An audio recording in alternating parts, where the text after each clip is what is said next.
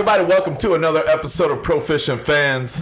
My name is CB and with me is... Deaf Clay Haggard. Yeah, I popped on that one. I'm deaf regardless, but maybe you brought my hearing back. You know, something popped. I definitely popped that intro. But anyways, week good. Yeah. John Wick 4 is fucking amazing. Yeah. Holy cow, dude. So good. Like, I want to go see it again. Really? Yeah, like ASAP. It was awesome. You're like, I actually have nothing to do today. If you're a movie fan, or you like action, or you just like really good movies, John Wick 4 is a must-see. The rumors coming out were, best action movie ever. And I'm like, ooh, ballsy. And then you watch it and you're like, okay, I get it. It's in the art. For me, it's instantly top favorite action movie of all time. For me, like for my viewing pleasure, dude, it was incredible. There was no bad part. There was no downfall to the movie. I'll end up checking it out. Other than Mr. Lance Riddick passing away. That's pretty... Yep. But, I mean, non-spoiler alert, because I haven't seen it. Happened in real life. Yes, actor. Yes, actor. Yes. Yeah, no, he also... I played that game Destiny, and that's been out for, 8.5, about 9 years. Yeah, and he's Commander Zavala in that. And I will say what was kind of interesting is... from an entertainment standpoint as an actor, his profession, you see a lot of moviegoers, critics, people showing their appreciation for the art that he's put out there in the movie genre or movie realm. And it was crazy to see the video game community kind of banding together after that passing. And yes, more so Destiny players in this situation. But Bungie, I don't know if Bungie put it together. It was probably more of a community event.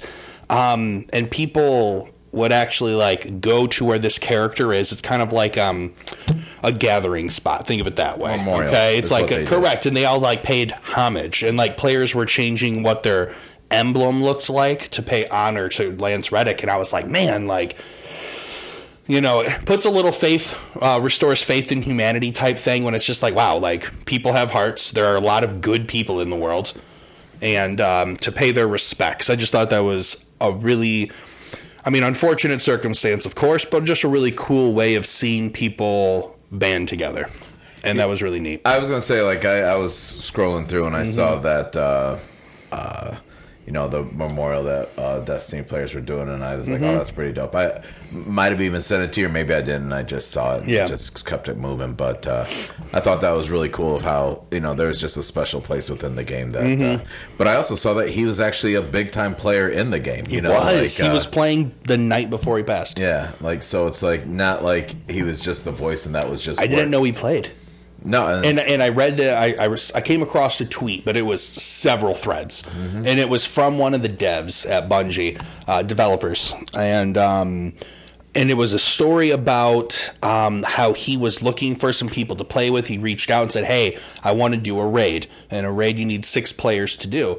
And he's like, I don't have the friends online to do it with, and so he kind of paired up with a whole bunch of the devs or devs' friends or whoever got together, and it was just a story about how genuine he was, how he was actually from a gamer's perspective, how alert, how focused he was, the way he communicated with everyone, but also how casual and fun he made the environment as well. Certainly. So, when you do hard events, it's easy for people to get angry, frustrated, demanding, because, you're trying to accomplish a common goal, but some players have a different skill level, or some players don't have the patience to teach. And apparently he was the best of everything you would want in just a community gamer. Always willing to, help others. And it was really cool to hear that insider story and find out that, wow, man, he's an actor, he's a voice actor, and he's a human, he's a person. He enjoys helping other people, even for just a hobby. If you have a hobby and you want to help someone learn, it's like teaching someone basketball. But rather going out there and, putting up 30 on them, you're actually like, hey, man, let me help you with some tips on a pickup after a pickup game. And, that's the kind of person he was. And listening to Lawrence Fishburne, Keanu Reeves, and all these other people during the John Wick 4 premiere celebrations and stuff like that talk about how devastating it is, but how much light he brought. Pun intended for the Destiny players. They'll get it. Which are probably actually, no, I got a couple clanmates that listen to the pod. There you go. You guys can enjoy that one. But, shout their names out. Huh? Who's the clanmate? Oh man. Well, give gamer names. I was gonna say I know their real names, but I know Chicken ODB. Okay. Yeah, Chicken Old Dirty Bastard. At least I'm assuming that's what his ODB stands for. Maybe it's an acronym for some gaming term that I don't know, but it's probably ODB. But I know Chicken listens for sure. I think Chris listens a little bit. It's just his gamer tag is Christ. Oh, okay. Christ, but Christ. And I don't know if anyone else does listen, but if you do, then you got to let me know in the Discord, because clearly you haven't vocalized it to me, but... I definitely don't want to throw the government names out there like that. Yeah. It's just funny because I think half of them use their name in some sort. Yeah. It'd be like me, my gamer tag being Haggard. My, I had a gamer tag, and then those took over mine. Mm-hmm. So now, what was it? Remy01. Oh, that's right. Yeah. Yep. You're on the friends list there for a minute. Yeah. I got booted. Well, when your son took it over, I was like, well, yeah, and also this was probably a couple of years ago. He really hijacked it. He took so typically I don't play with 10-year-olds, but I think he's good. I tell you what, though. Oh, I'm not saying he's I'm not saying he's also older now, though. Yeah, well, you know what I mean. If you get into Rocket League, and if that's a team thing, no, he'd wax me. You want to get with Channing? Yeah. Oh, Channing. Okay. Channing. I mean, he hyperfixates on games, right? Mm-hmm.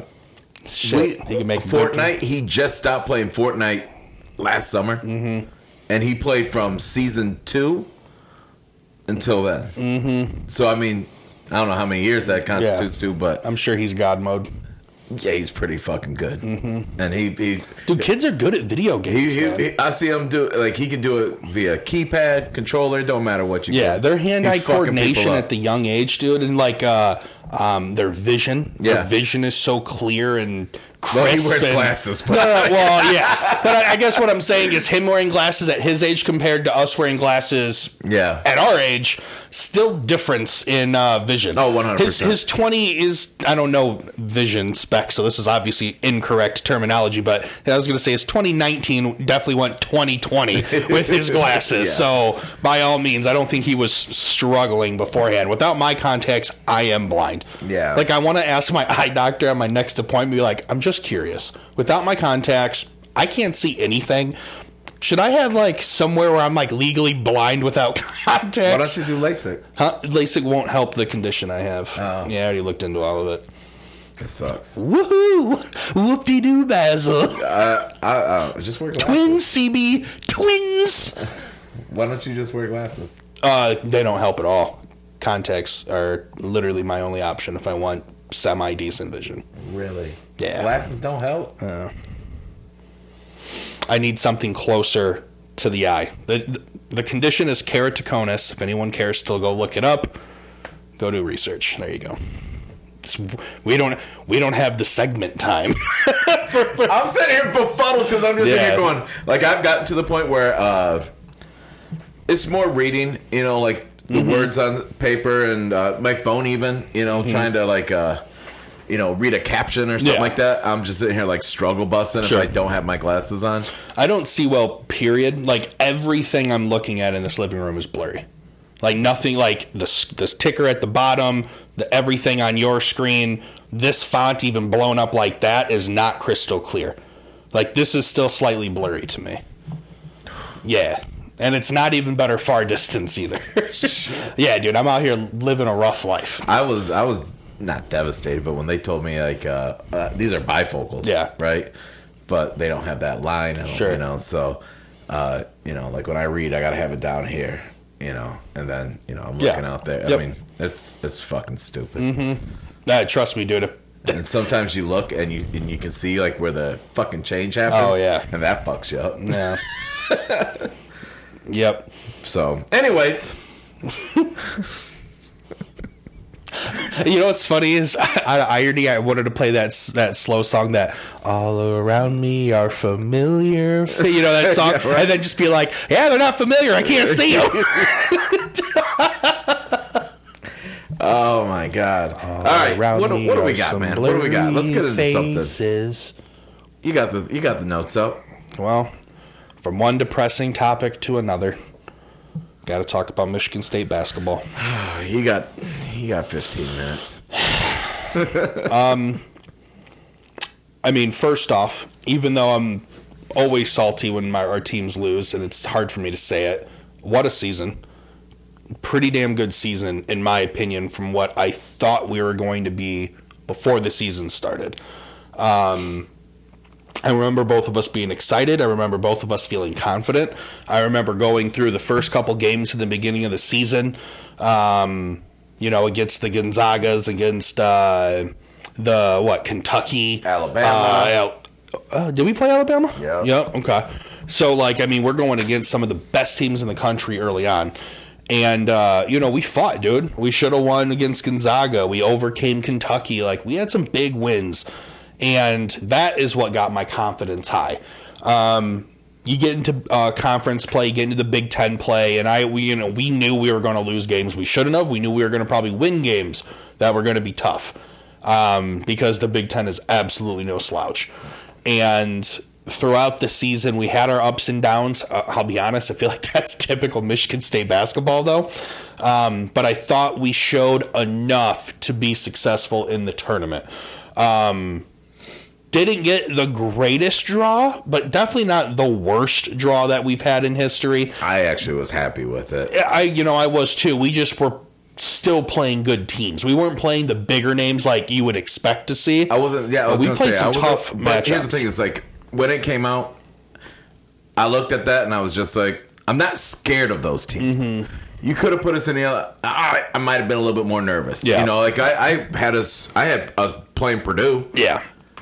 And I still gave us that dub. I put us at 7. Or 10. We were at 7, right? Yes, that's correct. So, we started off the tournament against, as a 7 seed Michigan State. We played 10 seed USC. Took care of business there. I thought we played really well. Welcome to the Big Ten. We looked strong, yeah. And then we went in the second round, had to play number 2 Marquette. And we talked about that last week, and I'll be honest, looking up kind of some of their season highlights. We didn't talk about Marquette, did we? Yeah. We talked about no, not post. We talked about leading up to the game. Yeah. We talked about, being a tougher matchup. We're going to have to play good ball, have to reduce turnovers, or limit turnovers, things like that. And we did overcome in that game, and I thought we played really well, man. I thought we played well against Marquette, and I was pretty excited. Hauser played really well. Our defense looked fantastic. Sissoko was a fucking stud. Yeah, and I was like, holy shit, dude. I go, after that game, and that was just the round of 32, I was like, we're going to make a run. I was like, we look good, and we just did it against a top 8 school in the nation right now. I didn't pull up any of the box score stuff from that. I didn't really think about it because I have the recent game, which was against Kansas State, a hot Kansas State team, might I add, too. And we did end up falling and losing that game right at the very end, too. I will say, without my bias and fandom, hell of a basketball game. Fantastic. Holy cow, dude, what a game. I'm watching that, and I'm like, this is going to be... if this whole March, that was the best game. Yeah, it was by far one of the best games of the tournament. No. The best game. Yeah. It was good. I can't... I won't say you're wrong in thinking that. Yeah. And I won't say best because, to be fair, I haven't caught enough games of the good ones. It's not...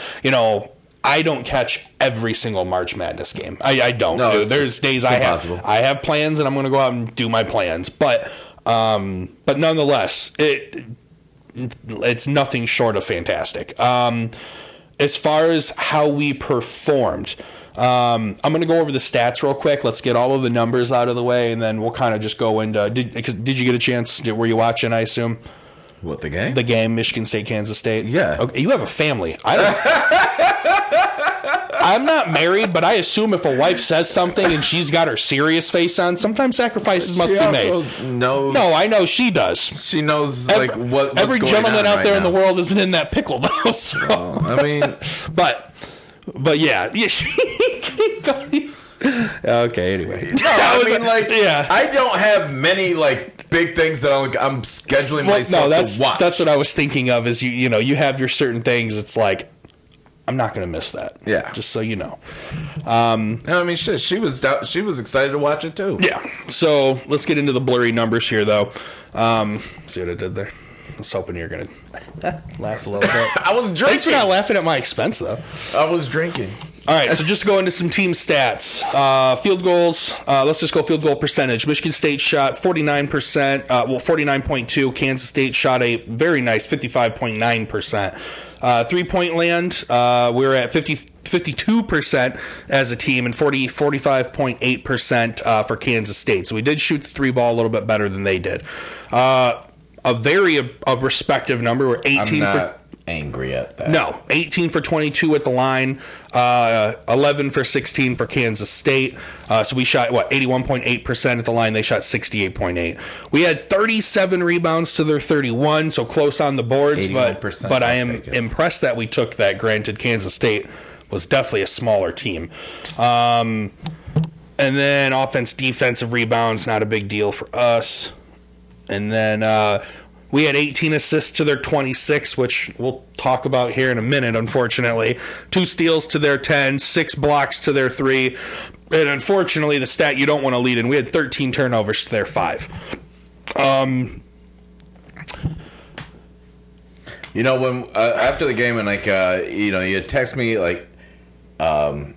about the group chat, right? Yeah. And I had started to read the comment, but then I was like, no. I also I saw who it was as soon as I saw. I was I skipped it, and because I was just I know that he's a knowledgeable person. Mm-hmm. I respect the fandom 100%, but unwavering. When it comes to a lot of the opinions, though, I'm just I'm out. Mm-hmm. It's. We got to get rid of Izzo. We got to, I've heard that for 3 years. Mm-hmm. This year I didn't. But, the past 2 years, he's over. It's over. I feel like after a loss, too, I'm pretty emotional as is. Yeah. Don't get me wrong. I can definitely sit there and be like, we got outplayed and we fucking lost that game. I was more upset at the fact where I actually thought we played great basketball for the most part. I would say, other than the defense in the first half, which was non-existent, and the turnovers. Yeah. And I understand you could be like, well, those are huge parts of the game. And I get that. But we battled, dude. We didn't look like shit. At any point, I wasn't like, wow, we look terrible. Mm-hmm. Not once. The defense needed to tighten up. We were late getting to our spots. It's not like we weren't playing defense. Yeah. So,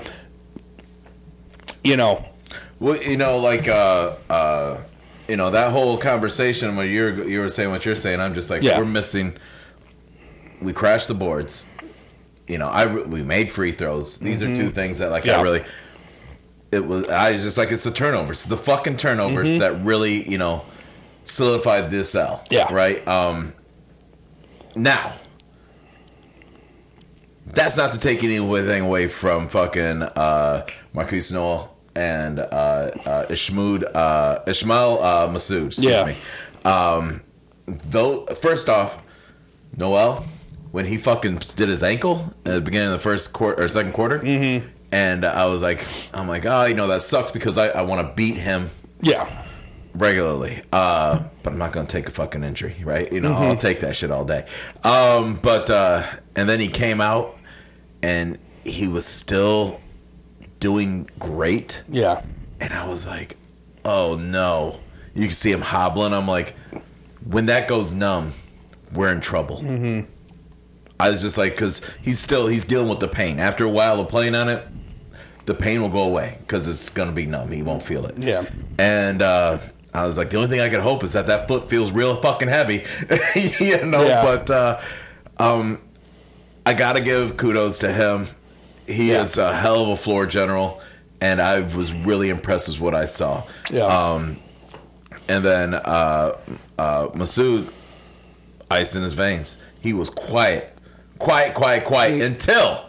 until needed. He was quiet all season.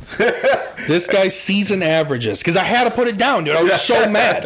5.4 points, 1.7 rebounds, 0.5 assists. That was his season contribution through 30-some games. Like, he doesn't play a lot. And for this guy to come off the bench and put up 15 points, shooting 4 for 5 at three-point land. That was it. He was ice cold. He shot 3-point shots. The boy was wet. Saturday or Friday night. Thursday night. Yeah. And Keontae Johnson, who, honestly, he was the one that was talked about by far the most coming into this game. Put up 22.6 rebounds. Oh, he was a stud. Watching him, he's NBA talent. Yeah, I think he's a guy that we could see in the league when he's ready. I don't know. I don't know if he was a sophomore or a junior. I'm really bad at remembering like what grades. He could be a senior for all I remember. I just swear I was like, damn, he could play more college ball. But he played nice. But like you said, Marquise Noel, 20 points, 19 assists. Record. And 5 steal. Yeah, NCAA tournament record of assists in a game. I think the old record was 18, and he broke it with 19. What do you do? And the worst part in basketball is an assist isn't like once you pass it, they can dribble, create space, and do what they want. Don't they get 2 steps before they have to put up a shot for it to count as an assist? Yeah. Like, so that means everything that he dished out became points. Mm-hmm. Pass, dunk, pass, layup, pass, shoot. He called out Isaiah. Bro. It's like, told him, yo, watch this when he fucking chucked it half court for the fucking oop. I mean, like, the kid's good. That Kansas State team was legit. We should have beat them, and we didn't because they played very well. I mean, maybe we should have played Sissoko in the second half. I actually was watching the game and I go, did I miss something? Honestly, when we had bigs in there, whether it was him, whether it was Cooper, we played better. I know. Shout out. We played better because we limited their offensive rebounding. Yeah, I want to give kudos to Hogard because he did the exact same move all the time. Dribble, spin, turn, foom, and typically and one. And it was great because they couldn't stop it. He took advantage. He took the lead. I was very happy with that. I'm not upset with anybody's play. I was saddened that my man Hauser, he felt he got cold in the second half. First half, he was splash. Yep. Second half, he maybe made 1 3. I mean, and still a great game by him. You know, like it almost sounds like I was dogging him out, but I mean, like, yeah. Hauser went 18 points, 4 for 9 from 3 points, 6 boards. Yeah, I mean, great job. Yeah, man. Tyson Walker, 16 points, 4 for 7, 3.5 assists. AJ Hogard, team high 25 points, 6 assists, 2 blocks. He did that quietly. He just kept doing the same move. He was consistent. It was beautiful. And he got the buckets when they came to him. Yeah. Jaden Akins, 14 points, 4 for 5 from 3-point, 4 rebounds, 3 assists, 3 blocks. A lot of people did have like 3 boards, 4 boards here and there. I only put all of Akins up there because he was just doing so much. He was playing. He played super well. You know what? He made me excited to watch him come back. Yeah. I was like, wow. And I'm pretty sure, I could be wrong. I think I was thinking about this. I'm sorry. Malik Hall, 13 points, 8 boards. I was thinking about when you and I were talking about Michigan State before the season, and we picked who we thought needed to step up and be our leader, and then we talked about who our dark horses were. I think I picked Malik Hall to be my leader who stepped up. I just kind of wanted to recap like kind of where we were before season to postseason. And I don't feel like Malik Hall lived up to what I would have considered our leader, our head guy. And if I'm not mistaken, I believe you either picked Hauser or Walker. I think I don't remember which one you picked. I think I probably went with Walker, because I got burned by Hauser. Yeah. I think you picked Walker. And I'm sitting there I'm trying to think about who it was that I would have even said.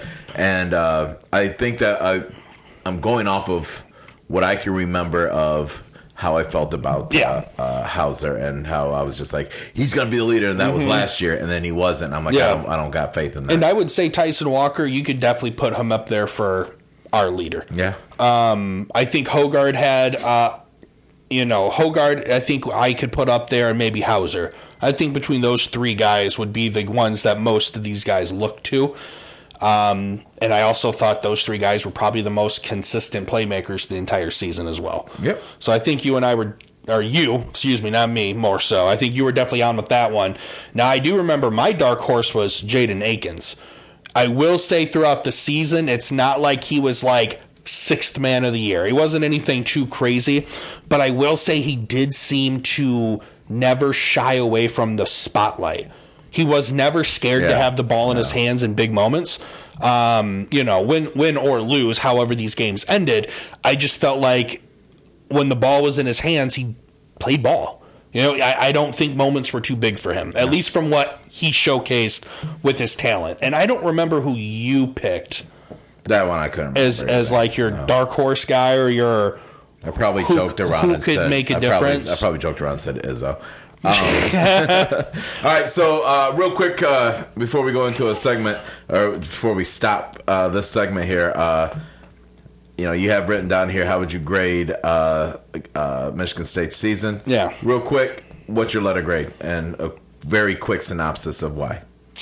I'm going to go with a B-. And I'm going B- because I still thought we competed with the best of them in the country all season. Mm-hmm. Game 1 all the way till March. Obviously we didn't reach the promised land. I don't feel like there were a lot of games we dropped that we shouldn't have. We didn't get one from Purdue. I would have liked to get that. So yeah, man, I thought we played pretty solid ball, just fell a little short, still had a lot of mistakes, room to get better next year. With this question here, and I realized something. I was with the grade I was going to give them. I almost don't think about the season until March. Sure. Right, and so I was like, I guess I'm going to have two grades for you: a B for season, and a B+ for March, A- / A-. Okay. For March. Competitive basketball all season long. We definitely turned it up when we needed to. That's the reason why they definitely get a promoted grade towards March. I might even go C+ on that fucking season, regular season, because we lost a lot of games that we shouldn't. We lost early in the Big Ten tournament too. Yeah, that's actually funny because I was thinking B-, B+, and I was like, I could even go C+, B-, or B, C+, B+. I dropped them down 2 grades, so we're almost right there in the same spot, man. All right, well, hey, let's break it into something else when we come back. Go green, go white. I will lean them forward like I got to get ready to hit something because, well, guess what we have more of? More football. Wildcats. I think our goal is to talk football every day. Well, I think every pod. I think that we're able to. No, I think we're able to as well. I just love football. Why would I not want to talk about it? Yeah, I've enjoyed this offseason probably more so than some. Because the Lions are doing something? Well, it helps. I just realized that this is the first time that in this part of the season, normally I'm looking forward to other teams, but my team was actually like, "Hey, you want some money? You play ball. 1 year. We're the 1 year team. 1 year, come here." Yeah.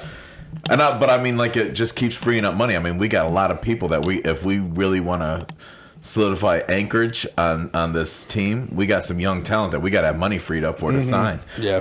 Penny's going to come up real soon. Aiden Hutchinson. How did this turn into a Lions segment so quickly? That happened so fast.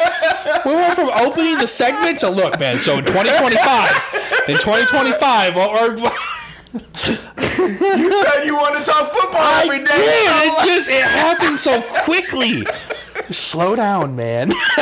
Just slow down. I'm so fucking hyped, man. I'm sorry. What? So let's talk about some crazier shit that's actually been happening, and then with our spare time, we'll get into the nitty gritty about the Dolphins-Lions Super Bowl. There you go. Panthers recently signed Adam Thielen to a 3-year deal, which kind of surprised me. I knew Thielen was shopping, but I was like, Panthers? I go, that's weird. That's the first time he's ever been a free agent. Yeah.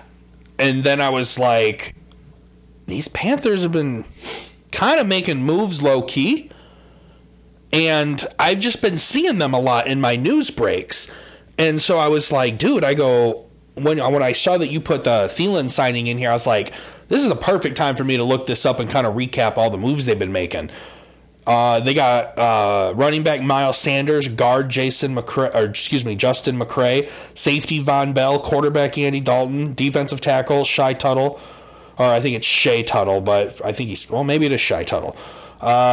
Defensive tackle Deshaun Williams, tight end Hayden Hurst, and then recently your old boy, wide receiver DJ Chark.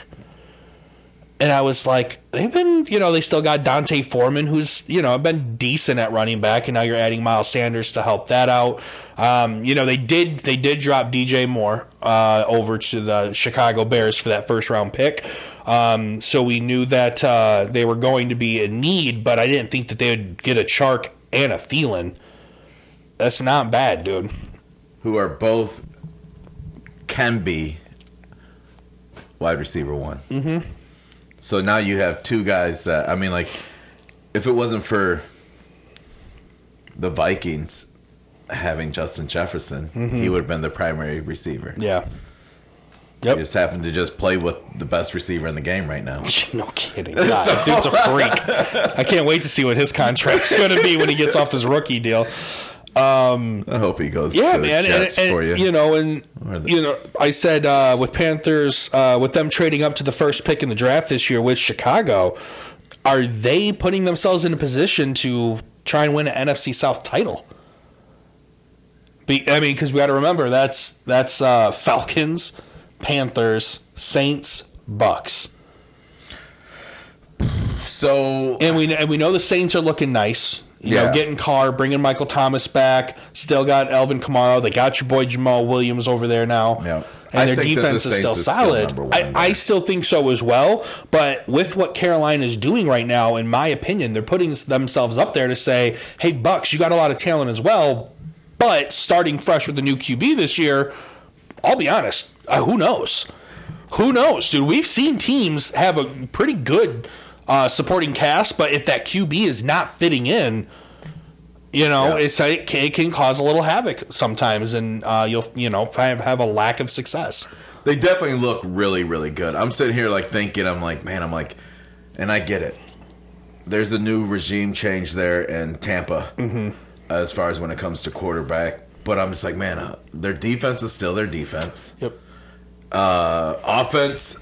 Now you just got a new gunslinger in town, and who knows? Maybe, that team was set up to protect Tom Brady. Mm-hmm. This is actually a really great opportunity for Baker Mayfield to actually say, I'm actually a really good quarterback. Yeah. And, this is the best opportunity he's going to have. You know what's funny is so not that I forgot Baker went to Tampa, I just don't know if they signed him to be their guaranteed starter.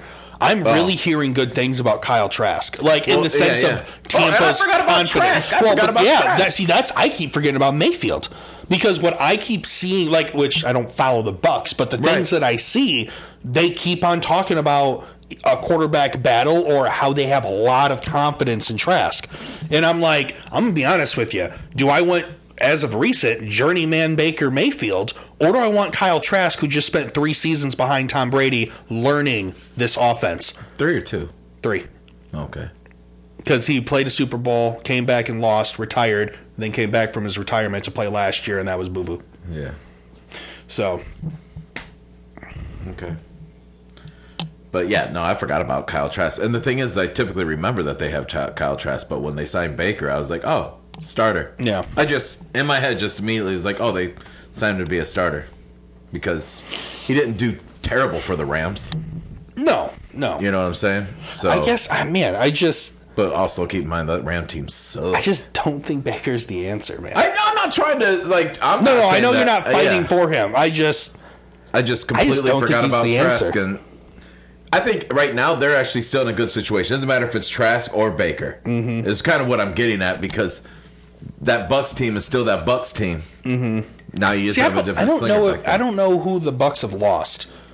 I can't think of anyone offensive because I can't think if they lost any of their linemen. They got rid of Fournette. That's all I do know. I remember Fournette. See, I thought there were some defenders. I was going to say that they lost, but I just can't remember. I can't. But nonetheless, I'm not in disagreement that the Bucks are still going to be competitive in their division. Yeah. I don't think the Falcons are there yet. I think it's fair for all of us to assume that they're probably Who's the quarterback there? As of right now, I don't know. Yeah, exactly. So they're definitely in last. Who did they sign? They signed someone to... Because they still have... they did. Yeah, no, they signed someone because they still have... I want to keep calling him Ridley or Riddler, but neither of those are right. Why can I not think of that quarterback? Who was their rookie last year from Cincinnati? I don't know why I can't think of his name. Desmond Ridder. Yeah, there we go. Desmond Ridder. I swear they signed some kind of vet because they got rid of Mariota and then signed someone else. Oh man, this water is hitting right now. Yeah, I'm sorry, I'm looking for whatever reason. Bro, this Yeti. Heineke. Taylor Heineke. Yeah, what did I say, Heineke? Heineke, yeah. I understood, so as long as I can convey it, our listeners won't be confused. I'm literally sitting here reading it going, this motherfucker try to correct me on a read? And then, yep, you did, and you did. So... I mean, are you surprised? I mean, it is what it is. I was like, oh. That's funny. That's too much. Anyways... So yeah, dude. I don't think the Falcons are there. I think that you're absolutely right. This Panthers is putting up for a fight, but I got Saints still. Yeah, Saints is still the win. I'm gonna save the next one for the last bullet if you're cool with that. I was pretty sad face that Bobby Wagner did end up signing. He's going back to the Seattle Seahawks, where he played formerly with Pete Carroll there in Seattle. I really wanted Miami to maybe at least make an offer. Maybe we did. Because we could have... I'm just a big Bobby Wagner fan, so that would have been extra icing on the cake for me. But I would have liked just a veteran there at linebacker. However, I will say that I'm still happy with Jerome Baker. We did bring in David Long Jr. from Tennessee, and I still think he's going to be... I think people are sleeping on him a little bit, dude. We got him for a great price, 2 years and cheap. So... But anyways, this isn't a Dolphins segment. It's a Bobby Wagner segment. I was sitting there going, I was like, this motherfucker. Hey! I stepped it back. So he's going back to Seattle. And then, I thought you'd be happy with this. The Bengals finally try and get someone to protect Joe Burrow. Thank God. And they brought in Orlando Brown Jr., who's from Kansas City. I want to say he's 26, 28, somewhere in that boat, dude. And, this guy, I'm pretty sure he was a top 3 draft pick. I don't remember for sure. I remember he went super high, though. Yes. And he's been great in the NFL. He's been one of the top-rated tackles. So good. It's good for Cincinnati to finally do that. And then, ironically, the Chiefs lose Orlando Brown. And to be honest, it's not like Pat Mahomes stayed on his feet all that well, along with Joe Burrow last year. But what do? Then they go out and sign this young 24-year-old stud, about to be 25, tackle Jawan Taylor. And as of right now, he's one of the best tackles for his young age, dude. He's a monster. And so it's funny because the Chiefs lose a stud, and they almost just wash it out with a younger version of what they already had. So I do think that was pretty cool for them. I think the writing was on the wall of, hey, we're getting ready to sign this guy. You might as well just go somewhere else. And the fact that, he might have felt, Orlando Brown might have felt a little disrespected. Possibly. And was just like, you know what? Well, these guys are in contention with you. Mm-hmm. Yeah. They were my enemy. My enemy is now my friend. Just like Jacoby Myers and Juju. Yeah. Jacoby gets shipped off and they sign Juju for the same contract that he got paid. And then we'll go back to the bullet point just because I know you're going to want to go more into this and I won't stop you. Detroit Lions agree to terms with C.J. Gardner-Johnson. for $8 million, 6.5 guaranteed. That's a big name in Detroit now. Yeah. Not to say Gardner Johnson is like the best safety in the league, but he is top 5. Like, he's a fantastic player. This happened last Sunday after we recorded. So I know. I remember that happened. I was like, oh man, he would have loved to talk about that. I had to let it soak in. I mean, like, this was something that, like, it came through, and like I just kind of was I don't think I really spoke about it until the next day, just because I was like, I had to think this through. Yeah. Because with this signing changes so many different aspects of how we go into the draft now. This answers, I mean, Sparrow and Ben both constantly safety. Yeah. And which we need. Yeah. It's not a disargument there. But I was like, well, that fit. Yeah. That fit. And then, to the other defensive backs that we've signed this year, and the leadership that this guy's going to bring, I mean, we might see a full year of Okudah. Well, that'd be nice. I'm telling you what. I think the way he plays the game of football is it's physical, and it's a ball awareness. He's that's going to rub off. And he's been doing it for a few years now. Yeah. At a very, very high level. So, the way that the Brad Holmes has set up this season, and we still have $26 million. Mm-hmm. We still have $26 million. I thought maybe we'd be in the fucking Bobby Wagner conversation. Yeah. I was like, man, we got the money. Yep. But it was like I was saying earlier, we got to save money. But anyways. You guys are getting Derrick Henry. You're bringing in the vet. I mean, we do need another running back. Because I'd much rather. Maybe Lamar's on the table. No. You'd have to trade Goff. No. Here's the thing. I don't want Lamar. Yeah. What I'm saying is Detroit doesn't care what you want. I know. But I'm just saying, like, my point being is with their cap, they have rooms to make the biggest splash. Yeah. You're not number one, which is crazy. Like, I forgot who has the most. I want to say, I don't know if it was Bears. Was it the Bears? Yeah, they got like fucking 46 or something like that. Some of these 41. teams got so much money. I'm like, everyone's gone. Who are you going to sign? Yeah. You're saving? You're putting in the savings account for next year? Whatever. Well, I mean, like, I look at it like he's doing a plan ahead for, the guys that I was talking about earlier. I mean, they're going to require a stack of bread to stick around. Yep. I mean, some of these teams are also looking into the 2024 free agency. Yeah. They're looking into next year, and they're saying, why go get this guy when next year this is our guy? So look at the past 2 years of Brad Holmes drafting, right? And you look at these guys that are going to be coming up. Brad Holmes got lucky, and this Detroit Lions team got lucky in the fact that there was some generational talent in those first 2 drafts that he was able to get his hands on. Penei Sewell's supposed to be one of the greatest of all time coming out of college, as far as like he has that longevity to be, if he could stay healthy, he could be like Orlando Pace, or something like that. Aiden Hutchinson, I'm sorry. You saw what the kid did in college. You saw what he did in the NFL in his rookie season. He's another one of those conversations where you're like, if he stays healthy, could be one of the greatest of all time. Yep.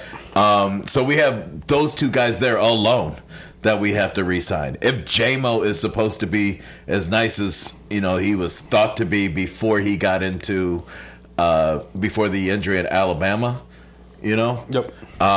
he was gonna be one of the. I mean, he was the best wide receiver going in that draft last year, and they got him. So I mean, they got money that they're gonna have to save if they want to keep that talent around. Yep. So I mean, the 1 and 2 year contracts. I mean, I believe Sutton, he got a 3-year, and that's probably one you want to keep around a little longer. What'd you give Mosley? Do you remember? Mosley was a 1 year. 1 year. Yeah. And then, David Montgomery was what's that? A 3-year? That was 3 years. I'm pretty sure. 3-year, $18 million. So I mean, hey, we got money. Yeah. It's Brad Holmes, and I don't know if you probably haven't seen it, but like it's all over my timeline. When he was at the coaches meeting, he was wearing a hoodie that said "villain." Oh no! Oh man, it was cold as shit. That's funny. Another thing to keep in mind too, and I think it's easy for for folks to kind of forget. There's also, it's not just the team signs the player for whatever the team wants to sign him for. Yeah. These players also could come in and say, "Hey, look, coach, I want to be here next year. I want a short deal because I don't know if things are going on. What if things are going on with someone's family? Yep. Hey, we need to move down to so and so's mom. Yeah. We got to be closer."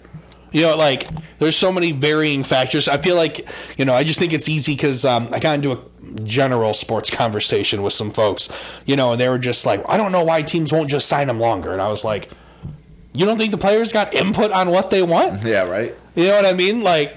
So. Well, and I mean, like. But I guess the point I'm getting at is. Because you were bringing up Brad Holmes, I didn't want to say that to make it seem as if I'm discrediting how Brad Holmes approaches that. Yeah. Because that's not the case. What's the impressive part at the end of the day is signing them. Yep. You know what I mean? Like, everyone has an ideal length or amount on a contract that they would like for particular players, but the fact that the deal gets done means that they came to an agreement on what both parties deemed acceptable. Well, and that's exciting. What I think is crazy is like C.J. Gardner, right? Yeah. He's that was a 1-year deal. Somebody of his talent, you typically just want to lock up, and to whatever the fuck Brad Holmes is saying to sell these guys, yeah. Just come here for a year, move your entire life, your family, to the city of Detroit for 1 guaranteed year. Yeah. That's it. Only guaranteeing you 1 year. Yeah. And then we'll have a conversation. Maybe you don't like the fucking city. Yeah.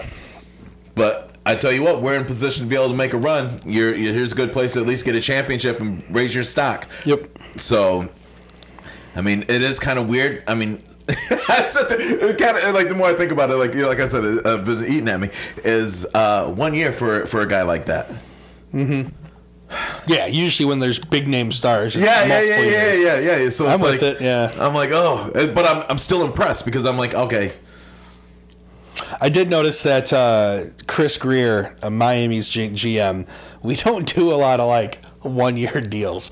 Oh, no, Jalen, we locked up for 3. All these guys we keep bringing in are 3-year deals. Yep. 3-year deals. 3-year deals. Maybe 2-year deals. But I don't recall a 1-year deal that we've done. Granted, Jalen, some of these guys are different. Some of these guys are trades, and then we're restructuring their contracts from a 1 year and then extending them to a 3-year. Yeah. That's what we did with Jalen. He had 1 year left with the Rams. Traded, and then we restructured. So, or extended, I guess would be the better term. So, but yep. I know. That's what we had. Well, I mean, it's been funny. Guy at work is a big Lions fan, and he calls me up, and he's just like, "Hey," he's just like, "I'm so excited for the draft." I'm like, "Me too, man." He called you? Yeah, he called me from his office. Oh, at work. Yeah, that's so funny. Yeah, and I was like, "Me too, man." And he's like, "So what do you think we're gonna do?" I'm like, "Well, I mean, because of the coaches and managers meetings going on this past week, I've been able to hear." Dan and Brad talk, and I sat there and I told him, I go, wouldn't be surprised if it's a quarterback. I was just like, first round, calling it. I was like, which pick? Well, it just really depends. I'm like, either one I'm good with. Okay, but I'm just saying, first round, we're taking a quarterback. Take a guess. Which one do you think Brad Holmes and MCDC are going to commit to? Just best educated guess. Doesn't have to be right. What you think they will do, not what you want or what you would do. Well, I guess a lot. I mean, it all depends on what would fall. You know what I'm saying? That's who's their guy then? Because you keep on saying who's falling. There's certain quarterbacks that aren't falling. We know that. Yeah, right. Stroud won't be there. Yeah. Young won't be there. Right. Possibly. Who knows?